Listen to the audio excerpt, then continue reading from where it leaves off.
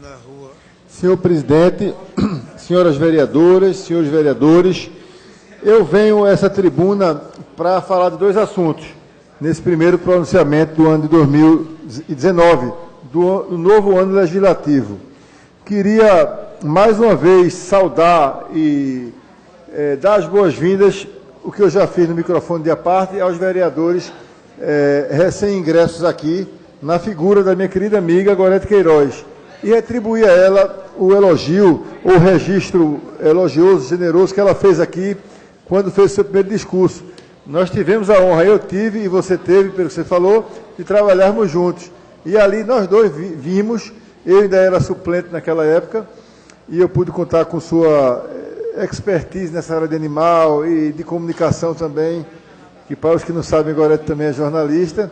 E eu queria dizer que foi uma honra mútua, e um aprendizado mútuo, comum. Eu também aprendi muito com Vossa Excelência. E para mim é uma alegria enorme ver que a gente hoje estamos aqui, ambos titulares do mandato, porque eu acho que as nossas causas são comuns. Em última instância, as causas que dizem respeito ao meio ambiente, à felicidade e à dignidade dos animais, das pessoas, dos direitos humanos, são causas que se entrelaçam e estão nas causas espiritualmente mais elevadas da humanidade. Então sejam todos bem-vindos, mas eu quero fazer essa homenagem em seu nome. Eu venho aqui, presidente, fazer uma homenagem que eu acho que essa casa precisa fazer ao professor Fernando Figueira, que faria 100 anos na última segunda-feira, vereador Antônio Luiz Neto. Ele foi, inclusive, amigo do meu pai, contemporâneo do meu pai, e ele nasceu em Quebrangulo, né, em Alagoas, no dia 4 de fevereiro de 1919. Mas sua obra e seu legado foram aqui, em Recife, muito, e em Pernambuco. E uma obra e um legado que mostram quão abnegado, quão desapegado, quão generoso, quão solidário e quão humanista foi o professor Fernando Figueira. Na última segunda-feira, e ainda repercute isso nos jornais, houve uma missa bastante prestigiada no IMIP, comemorando seus 100 anos, mas o IMIP é apenas uma das obras do professor Fernando Figueira, uma obra monumental, uma obra que é uma verdadeira instituição de Recife e de Pernambuco, que presta serviços que todos nós conhecemos aqui, né? com números que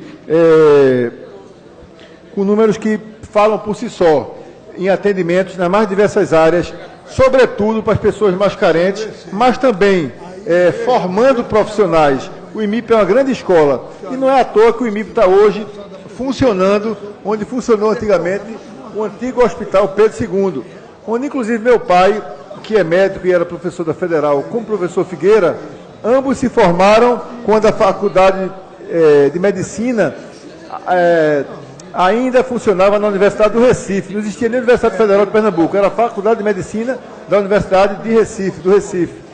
Então meu pai trabalhava lá. Quando eu era pequeno, eu tenho a memória de levar meu pai e buscar meu pai com minha mãe lá no Pedro II. E qual não é a alegria da cidade e qual não são as emoções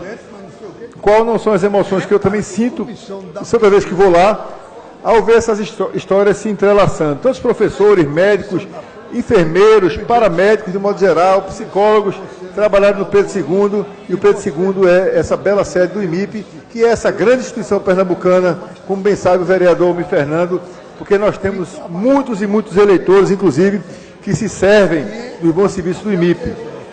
O professor Fernando Figueira, em 60, liderou um grupo de médicos que passou a oferecer atendimento gratuito para os mais necessitados, transformando esse projeto em um dos seus maiores legados. Foi isso que deu origem ao IMIP. Nessa época era raro você ver um médico particular, renomado, criar um serviço, criar uma instituição, dedicar a maior parte do seu tempo para cuidar dos mais necessitados. É um dos grandes nomes da medicina brasileira, o professor Fernando Figueira, eu ouso dizer. E o IMIP sempre tratou com excelência a pessoa, independente da sua condição social, da sua faixa etária, da sua origem, da sua cor, da sua orientação sexual. E eu queria ressaltar aqui, vereadoras Michele Collins, pastor Emê, professora Ana Lúcia e Aline Mariano, que o IMIP também atende muitas mulheres jovens, crianças, mulheres, meninas, e dá uma grande contribuição também nessa área para a sociedade de Recife. Mas as pessoas não sabem dessa outra parte do legado do professor Fernando Figueira. Em 62, já depois de fundar o IMIP, foi fundado em 60, e o ano passado completou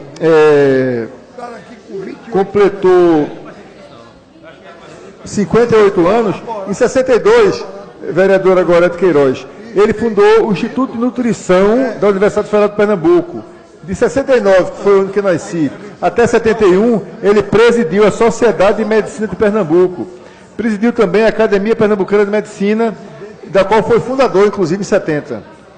Ele foi secretário, vereador Carlos Gueiros, do governador Heraldo Gueiros Leite. Pouca gente sabe disso. E na época ele fundou o EMOP, que também é outra grande instituição pernambucana. Meu pai era hematologista, e eu faço a referência ao meu pai porque ele faleceu há um ano e poucos meses, e há uma série de fatos que me trazem a memória afetiva. Além do professor Fernando Figueira ter sido também amigo do meu pai, o que é um fato particular, mas me vem à memória essas recordações boas. O EMOP até hoje está aí, na vanguarda, e cada vez precisa de mais investimentos, evidentemente, mas na vanguarda como centro de hemoterapia do Brasil, né? E o centro de hemoterapia é importante para várias doenças e para aperfeiçoar a saúde de várias pessoas, né? Quantas pessoas não se salvam, por exemplo, por causa de uma doação de sangue? Foi responsável também, e já me encaminho para finalizar, pela criação das seguintes instituições. A FUSAM, veja, o mesmo cara foi responsável pela FUSAM, por criar o EMOP, por criar o IMIP. Por isso já bastava ele estar no panteão dos grandes médicos e heróis pernambucanos por adoção, recifenses por adoção, porque ele nasceu em Quebrangulo, Alagoas, mas fez-se aqui, né? Deixou o legado aqui. Ele criou a Fundação de Saúde Amaury de Medeiros, a famosa FUSAM. O LACEN foi ele que criou. Veja, o Laboratório Central de Pernambuco, super importante na área de exames, que é um grande veio da medicina. O CISAM, o Centro Integrado de Saúde Amaury de Medeiros, né, hoje dirigido pelo médico e professor Olímpio de Moraes Filho, de quem eu tenho a honra de ser amigo, que tem sido uma referência em trabalhos na área do atendimento à mulher. O Olímpio também é um grande humanista e é um cara que, inclusive, recentemente teve um problema com a Igreja Católica, porque simplesmente deu um tratamento humano a uma moça que tinha sido estuprada e abortou. Olímpio é um grande defensor dos direitos humanos também. Por fim, ele fundou o Centro de Oncologia da Faculdade de Ciências Médicas, a UPE, o CEON. A Academia Pernambucana de Medicina também tem o professor Fernando Figueira como um dos fundadores.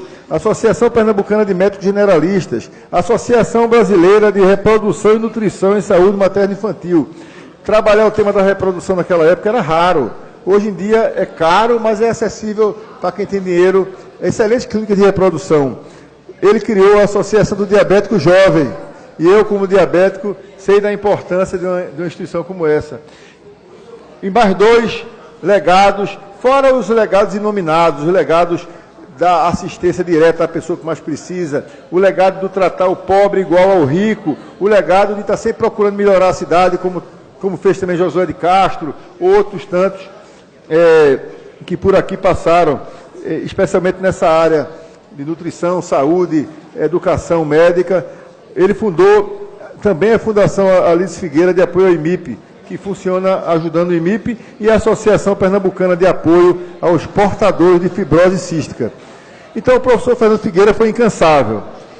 Em 1996, né, há pouco mais de 20 anos, já com 77 anos, vereador Ricardo Cruz foi designado presidente de honra do Comitê Estadual de Redução da Mortalidade Infantil do nosso estado de Pernambuco e designado pelo ministro da Saúde, que eu acho que era José Serra à época, para presidir a Autoridade Nacional em Saúde da Criança e do Adolescente. Portanto, se Recife é um polo médico, e Recife é um polo médico, e Recife é o terceiro ou segundo polo médico do Brasil, de acordo com de como você mede, de acordo com a medição, Fernando Figueira tem como âncora uma participação fundamental nisso. E a gente merece e deve homenageá-lo, e eu faço isso com muita alegria. Também quero registrar aqui as boas administrações que o IMIP vem tendo, tanto na pessoa do secretário Antônio Figueira, como na pessoa do professor Carlos Moraes, cardiologista de escola também, como na pessoa atual do presidente, a quem eu quero saudar em nome de todo o seu corpo, de médicos e homens que trabalham lá, Giliate Falgo, que também foi secretário de saúde, e as mulheres na pessoa dessa médica incansável e fantástica, que é também Silvia Richardson. Então, portanto, senhor presidente, eu paro por aqui fico muito feliz de poder ser porta-voz de uma homenagem ao professor Fernando Figueira, por tabela ao IMIP e a todo o seu legado, vereador Antônio Luiz Neto. Mas aproveito que ainda tem um tempinho para registrar minha alegria com o que aconteceu, com parte do que aconteceu no Senado no último sábado. Mesmo havendo uma previsão regimental do voto secreto, previsão que não encontra amparo na Constituição Federal, que é silente, que é omissa em relação a isso, portanto, uma previsão de duvidosa constitucionalidade, e mesmo tendo havido uma liminar às 13h45 da manhã do ministro Dias Toffoli, para dizer que o voto devia ser fechado, quando mais de 50 senadores já tinham votado pelo voto aberto, prevaleceu o voto aberto. Sabe por quê? Porque a opinião pública fez pressão, através dos meios que estão à sua disposição hoje, como as redes sociais, WhatsApp, e-mails, televisão, na rua. A pressão da opinião pública foi avassaladora. Se você ligasse a TV Senado, a Globo News, as rádios que transmitiram, o Brasil se mobilizou como nunca. Eram milhares de manifestações por minuto em quem estava transmitindo ao vivo. As caixas de WhatsApp e de e-mail dos senadores ficaram lotadas de gente dizendo que não aceitavam o voto secreto. Porque o voto secreto ele é anacrônico, ele é excrescente, ele é incompatível com o mundo de hoje. Como é que no mundo das redes digitais, das redes sociais, você pode querer esconder do eleitor, como você, que é representante dele, que foi eleito por ele, tem uma procuração dele para fazer aquilo que está na procuração, como você vota? Os deputados de Pernambuco votaram em Eduardo Cunha. E Eduardo Cunha, dentre inúmeras outras besteiras que fez e crimes que cometeu, né, por isso que está preso, Eduardo Cunha, um dos primeiros atos dele foi estender o direito de usar passagens aéreas para os cônjuges, para as mulheres. Um abuso, uma imoralidade. E, sem entrar no mérito, o impeachment talvez não tivesse saído se não fosse Eduardo Cunha. Para você ver como é importante a eleição de um presidente da Câmara ou do presidente do Senado, né? O Brasil se livrou de eleger um gangster, um bandido, um marginal, que é Renan Calheiros, um cara que já chegou a responder 19 inquéritos e procedimentos no Supremo, por causa da pressão da opinião pública. Eu não estou entrando no mérito se o atual presidente é bom ou é ruim, se significa nova política ou não. Acho que não significa. Acho que é tão da velha política quanto o Renan Calheiros. Mas prevaleceu o voto secreto. Mais de 30 senadores abriram voto. Mais de 30 senadores mostraram o voto, quando o presidente da sessão, de maneira patética, disse que isso não era possível. Eu digo tudo isso, pessoal, porque aqui na Câmara nós aprovamos, isso é um mérito nosso, coletivo, prefeito João da Costa. Nós acabamos com o voto secreto em 2013, por um projeto de emenda à lei orgânica de minha autoria, mas que foi aprovado pela Casa. Então o projeto é da Casa, o mérito é da Casa. Nós estamos na frente do Senado, na frente da Câmara e na frente da Assembleia Legislativa, que reelegeu o ex-deputado Guilherme Uchoa 6, 7 vezes, porque o voto era secreto, senão as pessoas não teriam coragem de votar 6, 7 vezes, mudar a Constituição a cada votação, rasgar a Constituição a cada votação, ao seu bel prazer, né? E assim continua. Tem gente que está na mesa há 5, 6 mandatos e muito em grande parte por causa do voto secreto. Portanto, eu quero enaltecer essa conquista da Câmara, registrar que para mim foi uma honra, é uma marca positiva do nosso mandato, que é coletivo, ter acabado com o voto secreto aqui na Câmara. Não existe voto secreto aqui nem para apreciação de veto, nem para cassação e nem para eleição da mesa. Ontem eu tive a decepção de ver o presidente do Senado, Davi Alcolumbre, dizer que era a favor da manutenção do voto secreto para cassação. Aí é que não dá mesmo. Quem é que vai ser cassado nos parlamentos corporativistas, como são, com o voto fechado? Para cassação é que tem que ser aberto mesmo, na minha opinião. Por fim, eu quero dizer que fiquemos atentos nós todos. inclusive quem não é da casa, quem está na tribuna, quem está na imprensa, porque tem uma proposta do ex-vereador Romero Albuquerque para voltar ao voto secreto aqui na Câmara.